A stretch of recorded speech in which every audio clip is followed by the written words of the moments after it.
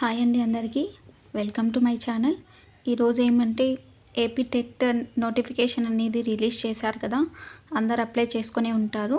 So ఎవరైతే apply చేసుకుని వాళ్ళు ఉంటారో తొందరగా అప్లై చేసేసుకోండి. మీరు తొందరగా అప్లై చేసుకుంటే మీరు చూస్ చేసుకునే సెంటర్లు పడచ్చు, లేదా లేట్గా అప్లై చేస్తే మీకు చాలా దూరం పడచ్చు. సో తొందరగా అప్లై చేసుకుంటే మంచిదండి. సో ఈరోజు వీడియో ఏమంటే ఇంగ్లీష్ సిలబస్ అండి. మెయిన్గా అందరికీ భయం ఉండే సబ్జెక్ట్ ఇది ఇంగ్లీష్.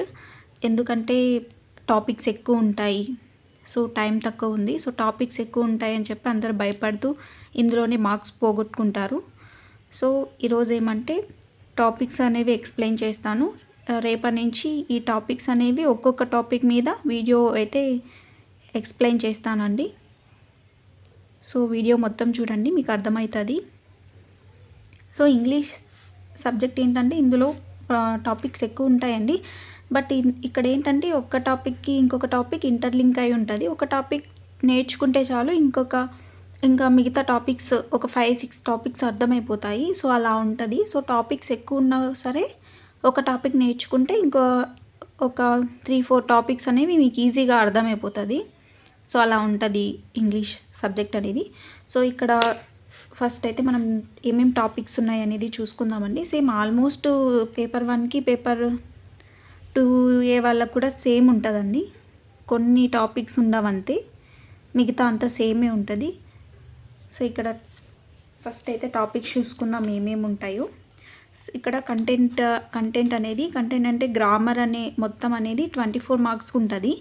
ఇంకా మిగతా 6 మార్క్స్కి మెథడాలజీ అనేది ఉంటాయండి. మీకు బీఎడ్ డిఎన్లో ఇంగ్లీష్ ఉంటుంది కదా, అందులో నుంచి మెథడాలజీలో నుంచి 6 మార్క్స్ ఉంటుంది. ఇంకా ఫస్ట్ నుంచి ఇంటర్ వరకు ఏదైతే గ్రామర్ ఉంటుందో అక్కడ టెక్స్ట్ బుక్స్ అయితే మెయిన్గా చూసుకోవాలండి. టెక్స్ట్ బుక్స్ గ్రామర్ మొత్తం చూసుకుంటే అర్థమైపోతుంది, మీకు మొత్తం మార్క్స్ అయితే వస్తాయి. సో ఇక్కడ కంటెంట్కి అయితే 24 మార్క్స్ ఉంటాయి, మొత్తం గ్రామర్ అంతా ఉంటుంది. సో ఫస్ట్ టాపిక్ చూద్దామండి. ఫస్ట్ సినానియమ్స్ అండి. సినానియమ్స్ అంటే సేమ్ మీనింగ్ వచ్చే వర్డ్.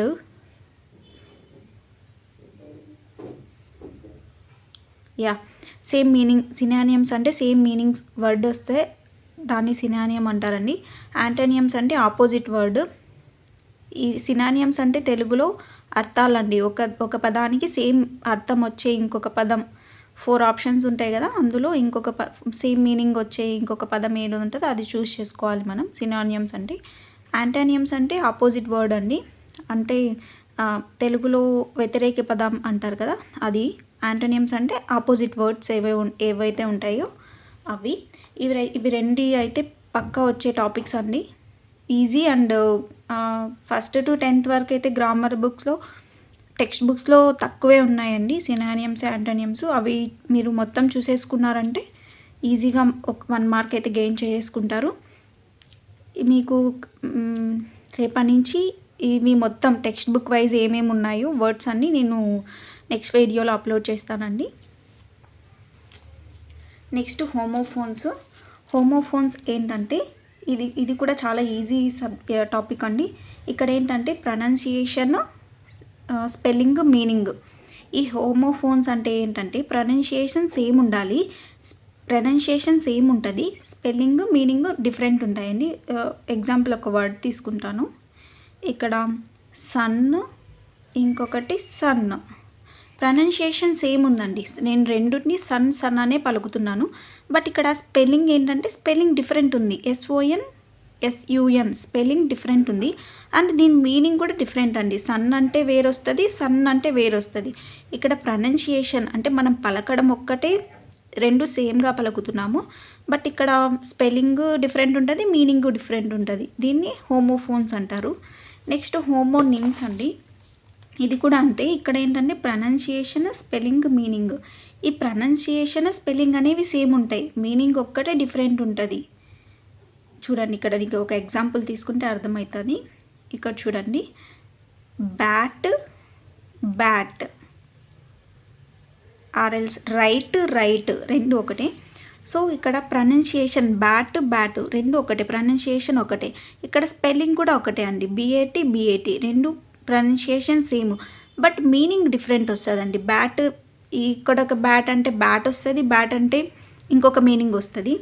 ఇంకొకటి అంతే అండి, రైట్ అనేది కూడా అంతే, రైట్ ఇక్కడ ఏంటంటే ప్రొనౌన్సియేషన్ సేమ్, రెండిటిని ఒకేలాగా పలుకుతున్నా, రైట్ రెండు ఒకేలాగా పలుకుతున్నా, బట్ స్పెల్లింగ్ కూడా సేమ్ అండి. RIGHT రైట్ ఒకటే, RIGHT రైట్ అనేది సేమ్, బట్ ఇక్కడ మీనింగ్ డిఫరెంట్ ఉంటుంది. రైట్ అంటే ఐ మీన్ కరెక్ట్ అని ఒకటి వస్తుంది, రైట్ అంటే లెఫ్ట్ రైట్ అనేది ఇంకొక మీనింగ్ వస్తుంది. సో మీనింగ్ డిఫరెంట్ అంతే, ప్రొనౌన్సియేషన్ స్పెల్లింగ్ సేమ్ ఉంటాయి. ఇదండి హోమోఫోన్స్, హోమోనిమ్స్. ఇవి కూడా మీరు ఒక్కసారి చూసుకుంటే చాలు, ఈజీగా అర్థమైపోతుంది. దీన్ని చదువుతూనే ఉండాల్సిన అవసరం అయితే లేదండి. ఒకసారి జస్ట్ దీన్ని అర్థం చేసుకుంటే చాలు, ఇంకా మీకు దాన్ని చూస్తేనే అర్థమైపోతుంది ఏంటి అనేసి.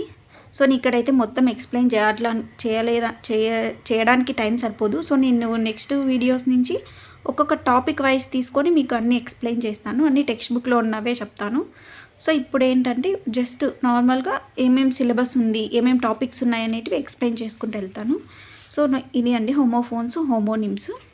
నెక్స్ట్ ఇక్కడ ఈడియమ్స్ అండ్ ఫ్రేజెస్ ఉంటాయి, నెక్స్ట్ ఫ్రేజల్ వర్బ్స్ ఉంటాయి, నెక్స్ట్ స్పెల్లింగ్స్ అంటే 4 ఆప్షన్స్ ఇచ్చింటారు, అందులో ఏది రాంగ్ ఉన్న స్పెల్లింగ్ అది మనం చూస్ చేసుకోవాలి.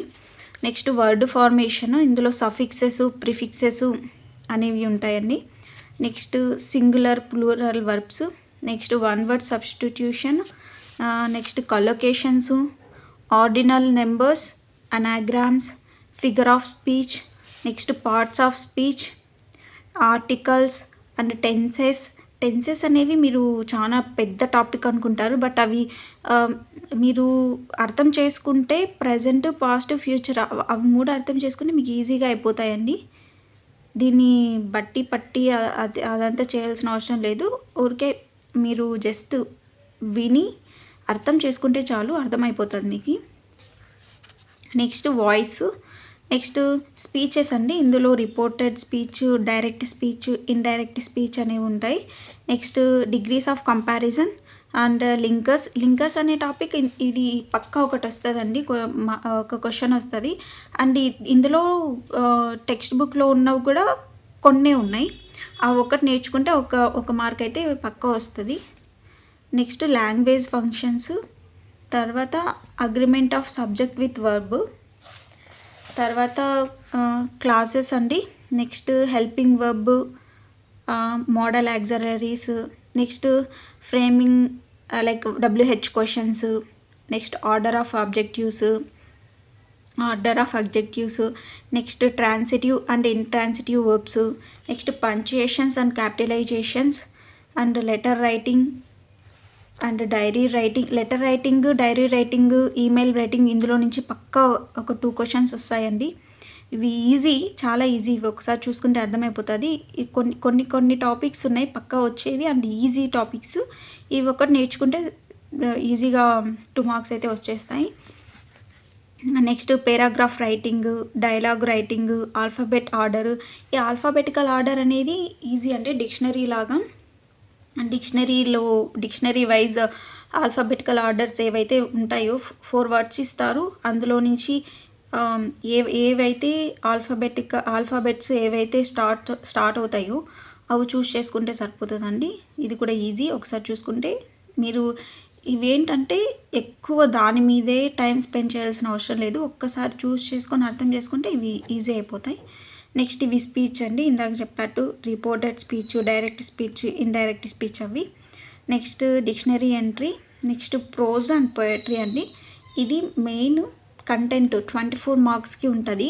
ఇవి చాలా టాపిక్స్ ఉన్నాయి, బట్ ఇవేంటంటే మీరు వీటిని ఎక్కువ ఒక టాపిక్ చదివితే చాలు, ఇంటర్లింక్ అయి ఉంటాయి, ఆ టాపిక్కే ఇంటర్లింక్ అయి ఉంటాయి మిగతా టాపిక్స్ కూడా. ఒక్కొక్క టాపిక్ మళ్ళీ కొత్తగా చదవాల్సిన అవసరం లేదు, ఒక టాపిక్ చదివితే ఇంకా అన్ని టాపిక్స్ దానికి ఇంటర్లింక్ అయ్యే ఉంటాయండి. ఇది కంటెంట్ వచ్చేసి 24 మార్క్స్కి ఉంటుంది. ఇది మొత్తం ఎట్లా అంటే టెక్స్ట్ బుక్లోనే మొత్తం ఫస్ట్ నుంచి 10th వరకు ఫస్ట్ నుంచి 10th వరకు ఉన్న టెక్స్ట్ బుక్స్ ఏవైతే ఉంటాయో అందులో గ్రామర్ అందులోనే వస్తాయి, టెక్స్ట్ బుక్స్లోనే వస్తాయి. ఆ టెక్స్ట్ బుక్స్లోని మొత్తం చదువుకుంటే చాలండి, ఈజీగా అయిపోతుంది. నేను టుమారో నుంచి టెక్స్ట్ బుక్ వైజ్ ఇవి టాపిక్ వైజ్ మొత్తం అన్ని టెక్స్ట్ బుక్లో ఉన్నవే నోట్ చేసుకున్నాను. అవన్నీ వీడియో చేస్తాను, మీకు ఈజీ అయిపోతుంది. టెక్స్ట్ బుక్లో మళ్ళీ మీరు సెర్చ్ చేసుకొని ఏవేవి ఎక్కడెక్కడ అవన్నీ లేకుండా టాపిక్ వైజ్ అయితే ఒక్కొక్క వీడియో అయితే చేస్తాను. నెక్స్ట్ ఇదండి కంటెంట్ అయితే 24 మార్క్స్ ఉంటుంది. నెక్స్ట్ మెథడాలజీ 6 మార్క్స్ ఉంటుంది. ఫస్ట్ మీరు కంటెంట్ అయితే కంప్లీట్ చేసేసుకుంటే తర్వాత మెథడాలజీ ఈజీ అయిపోతుందండి. మెథడాలజీ కూడా ఏవైతే బిఎడ్ డిఎడ్లో బుక్స్ ఉంటాయి కదా అందులో నుంచి 6 మార్క్స్కి అయితే మెథడాలజీ అనేది ఉంటుందండి. సో ఇది ఇంగ్లీష్ కంటెంట్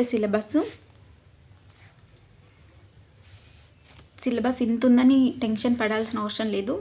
టాపిక్స్ అన్నీ ఈజీ, ఒకదానికొకటి ఇంటర్లింక్ అయ్యే ఉంటాయి. ఇందులో నుంచి ప్రీవియస్ క్వశ్చన్స్ ఒకసారి చూస్తే మీకు అర్థమైపోతుంది ఏ టాపిక్ నుంచి ఏవి వస్తాయి అనేది. మీరు ఒకసారి ప్రీవియస్ క్వశ్చన్ పేపర్ ఓపెన్ చేసుకొని మీరు టాపిక్స్ చూసుకోండి, ఏ టాపిక్స్ నుంచి వచ్చాయి అనేది. అప్పుడు మీకు ఈజీగా అర్థమైపోతుంది. ఫస్ట్ అయితే పారాగ్రాఫ్ నుంచి ఒక 4 క్వశ్చన్స్ అలా ఉన్నిందా ఒకసారి ప్రీవియస్ క్వశ్చన్ పేపర్ ఒకసారి తీసుకొని నోట్ చేసేసుకోండి, ఏమేమి టాపిక్స్ కవర్ అయ్యాయి, ఇందులో నుంచి ఏ టాపిక్స్ నుంచి అయితే మీకు బిట్ వచ్చిందో అవి నోట్ చేసుకొని ఒక 5-6 క్వశ్చన్ పేపర్స్ చూస్తే మీకు ఈజీగా అర్థమైపోతాయి ఏ దాని నుంచి బిట్ వస్తుంది అని చెప్పి. సో ఆ టాపిక్స్ ఇంకొంచెం ఎక్కువ చూసుకుంటే మీకు ఈజీగా స్కోర్ చేసుకోవచ్చు ఈ ఇంగ్లీష్ గ్రామర్ నుంచి అయితే. సో ఇది అండి. నెక్స్ట్ వీడియో నేను ఒకటి ప్రీవియస్ క్వశ్చన్ పేపర్ అయితే చెప్పడానికి ట్రై చేస్తాను. తర్వాత నుంచి ఈచ్ టాపిక్ ఒక్కొక్క టాపిక్ నుంచి అయితే నేను ఇది టెక్స్ట్ బుక్ నుంచే కంటెంట్ తీసుకొని టెక్స్ట్ బుక్లో ఉన్నట్టువే నేను నోట్ చేసుకొని మీకు వీడియో అయితే చేస్తాను, ఈజీ అయిపోతుంది. సో ఇది అండి టెట్ ఇంగ్లీష్ సిలబస్ అయితే. సో నెక్స్ట్ డే నుంచి నేను ఒక్కొక్క టాపిక్ నుంచి వీడియో చేస్తానండి. మీకు ఏ టాపిక్ అయితే కొంచెం ఎక్కువ టఫ్ ఉంటుందో ఆ టాపిక్ మీరు కామెంట్ చేస్తే అక్కడి నుంచే స్టార్ట్ చేస్తాను, లేదంటే ఇక్కడ సినానియమ్స్ని యాంటోనియమ్స్ నుంచే స్టార్ట్ చేస్తాను. మీకు ఏదైతే అర్థం కాలేదో ఆ టాపిక్ మీరు కష్టం అనుకుంటున్నారో ఆ టాపిక్ మీరు కింద కామెంట్ చేయండి, నేను ఆ టాపిక్ చెప్పడానికి ట్రై చేస్తాను. సో ఇది అండి టెట్ ఇంగ్లీష్ సిలబస్ 2026. సో మీరు బాగా ప్రిపేర్ అవ్వండి. సో మీకు ఈ వీడియో అయితే నచ్చినట్లయితే please like, share and comment చేయండి.